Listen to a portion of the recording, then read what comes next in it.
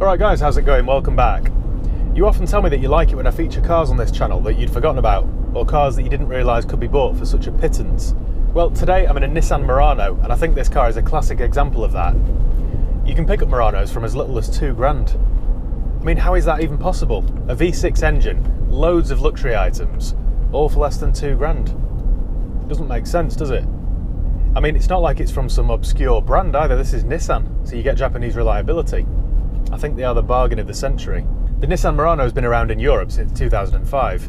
It was available in the US for a couple of years before that, but yeah, we only got them in 2005. I remember the first time I saw one of these cars, it was parked outside Plaza Mayor in Malaga, and it looked so futuristic back then. I mean, even now, 15 years on, I think it still looks good. It's quite a stylish design, it looks sporty. I know it's a little bit bulbous, but I still quite like it. The Murano is basically the same car as the Infiniti FX, which we only got here in the UK quite recently.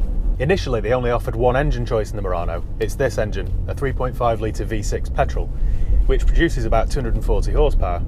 It's essentially the same motor that you find in the 350Z, although this is slightly detuned. It's more geared for low end rather than high end.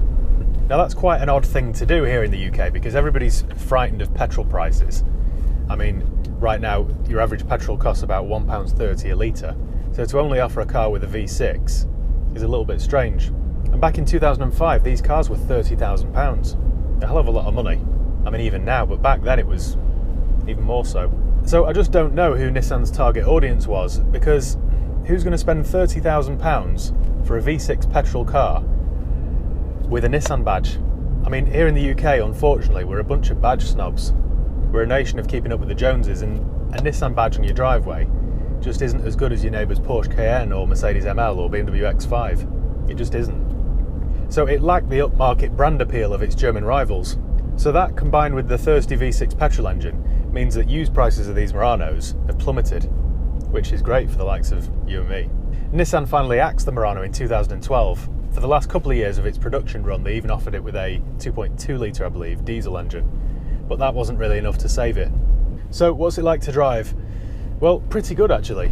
The steering's quite weighty, the engine sounds good, it's quite quick. I mean, it's not fast or anything, but it's reasonably quick enough. The automatic gearbox, which is standard, is a CVT gearbox. Now, I'm not a huge fan of those, but it does make for fairly effortless driving because the gear changes are totally seamless. It feels quite sporty to drive, there's not much body roll, it doesn't feel as big or heavy as a BMW X5. So onto the interior. They're very impressive in here. You get sat-nav as standard, a sunroof, heated leather seats, electric seats, folding mirrors, a reverse camera. They do really pack these out with loads of tech. The seats are really comfortable as well. They're padded and thick, and the seat bases are huge. I've got loads of space either side of my legs. They would accommodate even the fattest of bottoms. Now this car's a 2007 and it's done 94,000 miles. So even after 13 years, everything still works. Nothing's broken, it all works. I've just had to turn my heated seat down because it got too hot. It could do with a good valet, this car, because it's quite grubby. But yeah, everything still works, so it's stood the test of time quite well. The sat-nav system is pretty ancient, but it still works. One thing I don't like though is the position of these sat-nav controls here. You'd have to have the neck of a giraffe to be able to see those controls. It's a little bit of a stupid design. But the stereo is very good, you've got a multifunction steering wheel. Visibility is good too, the driving position is very good, so I can see clearly all the way around me. The wing mirrors are quite big, giving me a good view. That all sounds pretty good so far, but one downside to a car like this is the high running costs. It's in the highest tax bracket here in the UK. It costs £570 a year to tax this. With it having a V6 motor, you'll get probably 20 miles per gallon around town and maybe 30 on a run, so it's not the most frugal engine. If you put your foot down as I approach the dual carriageway,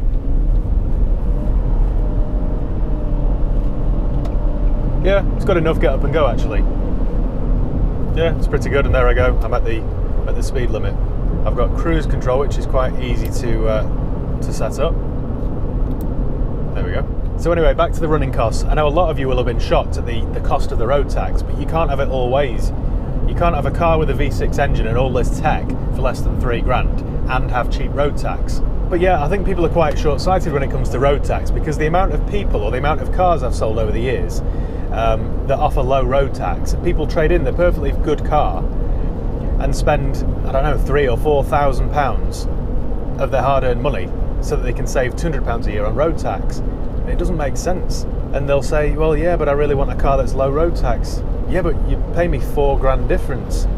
That would cover that £200 a year saving for 20 years. I feel like Carol Vorderman then, but it's true. It just doesn't make sense, does it? But people are quite short-sighted. They sold this car in the US. I believe it's called the Nissan Rogue in the US. They sold this car there for 2 years before they sold it in the UK, which I always think is a good sign, because it means that they would have, or I would hope they would have ironed out any issues before they offered it to the European market. When you consider this car cost £30,000 when it was new, the fact that you can buy these now for a couple of grand is an awful lot of car for the money. So I just thought I'd do a quick video on it today, because I know a lot of people will have forgotten these cars even existed. And if you're in the market for a cheap but luxurious four-wheel drive, I can't think of a better place to park your money. Let me know if you've had one of these cars before, because I would be interested in hearing what your experience was. So thanks once again for watching. Make sure you give the video a thumbs up if you enjoyed it. Make sure you subscribe if you haven't done already.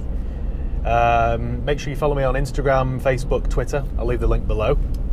And yeah, if you've got any questions or comments, let me know and I'll do my best to get back to you.